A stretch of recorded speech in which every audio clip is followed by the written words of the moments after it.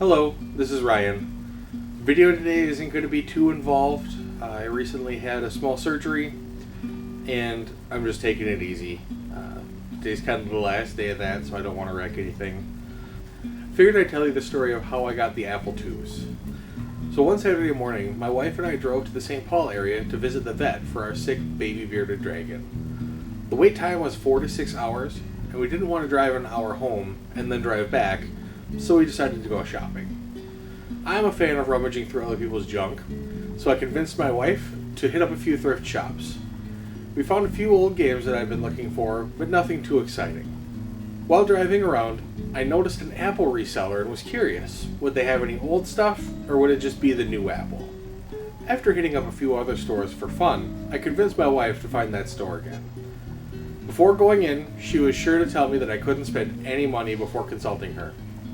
For those of you who aren't married, this means you're not buying anything, so don't get any ideas. I walked in the store and it was immediately obvious that this was a new Apple-only shop, which is okay, but I wanted some nostalgia. There were two employees behind the counter. One was doing something on the computer and barely looked up. The other was more talkative and explained what they did there. I saw that behind the counter they had a display case with a number of older Apple and Macintosh computers. I made a comment about really being on the lookout for tech of that vintage, and the employee who had barely looked up simply pointed to the corner by the door. On my way in, I had walked by 6 totes of computers, drives, software, and other miscellaneous items without even seeing it. They said that they had talked with someone who was part of a Mac user group, and they might come pick it up, but they really wanted it gone, and they did not want to recycle it if at all possible, so I could take it if I wanted it. Of course I jumped on the opportunity and immediately texted my wife to come in and that I'd done a thing.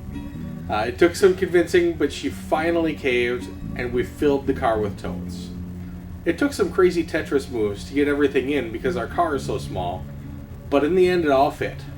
We waited a few more hours at a nearby park and played one of the games that I had found until the bearded dragon was ready and we drove home.